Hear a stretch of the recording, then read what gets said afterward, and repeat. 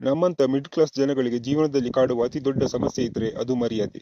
ಸಾಕಷ್ಟು ಕನಸುಗಳು ಇರುತ್ತೆ, ಅದನ್ನು ಸಾಕಾರ ಮಾಡೋದಕ್ಕೆ ಓಡಾಟ ನಡೆಸ್ತಾ ಇರ್ತೀವಿ. ಅವಾಗ ಎಲ್ಲಿ ಯಾವ ರೀತಿಯಲ್ಲಿ ಮರ್ಯಾದೆ ಹೋಗುತ್ತೋ ಅನ್ನೋ ಭಯ ಆಗಲು ಶುರುವಾಗುತ್ತೆ. ಈಗ ಇದೇ ಮರ್ಯಾದೆ ಪ್ರಶ್ನೆ ಅಂತ ಟೈಟಲ್ ಇಟ್ಕೊಂಡು ಸಿನಿಮಾ ಮಾಡಿದ್ದಾರೆ ನಾಗರಾಜ್ ಸೋಮಯಾಜಿಯವರು.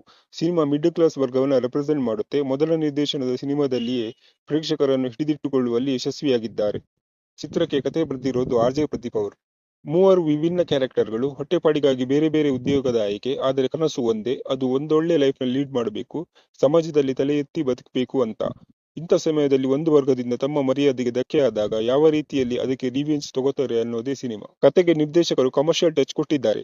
ಚಿತ್ರದಲ್ಲಿ ರಾಕೇಶ್ ಅಡಿಗ, ಸುನೀಲ್ ರಾವ್ ಹಾಗೂ ಪೂರ್ಣಚಂದ್ರ ಮೈಸೂರು ಪ್ರಮುಖ ಪಾತ್ರ ಮಾಡಿದ್ದಾರೆ. ರೆಬಲ್ ಹುಡುಗನಾಗಿ ರಾಕೇಶ್ ಅಡಿಗ ಇಷ್ಟ ಆಗ್ತಾರೆ. ಈ ಮೂವರಲ್ಲಿ ಸ್ವಲ್ಪ ಜಾಸ್ತಿ ಸ್ಕೋಪ್ ಸಿಕ್ಕಿದ್ದು ರಾಕೇಶ್ ಅಡಿಗಾಗೆ. ಸಿಕ್ಕ ಅವಕಾಶವನ್ನು ತುಂಬಾ ಚೆನ್ನಾಗಿ ಬಳಸಿಕೊಂಡಿದ್ದಾರೆ. ಈ ಮೂರು ಕ್ಯಾರೆಕ್ಟರ್ಗಳ ಮೂಲಕ ಮಧ್ಯಮ ವರ್ಗದ ಮನಸ್ಥಿತಿಯನ್ನು ಬೇಸ್ ಮಾಡಿಕೊಂಡು ಈ ಸಿನಿಮಾ ಮಾಡಿದ್ದಾರೆ. ಬೆಂಗಳೂರಿನ ರೋಡ್, ಟೀ ಶಾಪ್, ಹೋಟೆಲ್ಗಳಲ್ಲಿ ರಿಯಲಿಸ್ಟಿಕ್ ಆಗಿ ಶೂಟ್ ಮಾಡಿದ್ದಾರೆ. ಇಲ್ಲಿನ ಕಾನ್ವರ್ಸೇಷನ್ಗಳು ಚೆನ್ನಾಗಿವೆ. ಕಥೆಯಿಂದ ಹೊರ ಹೋಗದ ಸ್ಟೇಟ್ ಟು ಪಾಯಿಂಟ್ಗೆ ಬಂದಿದ್ದಾರೆ. ಫ್ರೆಂಡ್ಸ್ ಗ್ಯಾಂಗ್ಗಳೇ ಇರುವಂತೆ ಇಲ್ಲೂ ಪ್ರೀತಿ ಇದೆ, ಸಾಲ ಇದೆ, ಓಡಾಟ ಇದೆ, ಅಬ್ಸ್ಟೆಕಲ್ಸ್ಗಳಿವೆ, ಎಲ್ಲವೂ ಇದೆ. ಸಿನಿಮಾ ಎಂಗೇಜಿಂಗ್ ಆಗಿತ್ತು. ಎಲ್ಲರೂ ಸೆಟ್ಲ್ ಆಗಿ ಆಕ್ಟ್ ಮಾಡಿದ್ದಾರೆ. ತಮಗೆ ಕೊಟ್ಟಂತ ರೋಲ್ಗಳಿಗೆ ನ್ಯಾಯವನ್ನು ಒದಗಿಸಿದ್ದಾರೆ. ಇಂಟರ್ವಲ್ ಪೋರ್ಷನ್ ಚೆನ್ನಾಗಿತ್ತು. ಸೆಕೆಂಡ್ ಹಾಫ್ ಸ್ಲೋ ಫೇಸ್ ನಲ್ಲಿ ರನ್ ಆದ್ರೂ ಕೂಡ ಎಲ್ಲೂ ಬೋರ್ ಅಂತ ಅನ್ಸಲ್ಲ. ಒಳ್ಳೆಯ ಬರವಣಿಗೆ ಇದೆ, ಕತೆ ನಿರೂಪಣೆ ಚೆನ್ನಾಗಿದೆ. ನಾಗರಾಜ್ ಸೋಮಯಾಜಿ ಅವರ ಶ್ರಮ ಇಲ್ಲಿ ಎದ್ದು ಕಾಣಿಸುತ್ತೆ. ಬ್ಯಾಕ್ ಗ್ರೌಂಡ್ ಸ್ಕೋರ್ ಚೆನ್ನಾಗಿತ್ತು. ಈಸಿ ಟೇಕ್ ಇಟ್ ಈಸಿ ಹಾಡುಗಳು ಗುಣಗುಣಿಸುವ ಹಾಗೆ ಮಾಡುತ್ತೆ. ಓವರ್ ಆಲ್ ಒಳ್ಳೆಯ cinema with some good message. Feel good movie ಅಂತಾನೆ ಹೇಳ್ಬೋದು.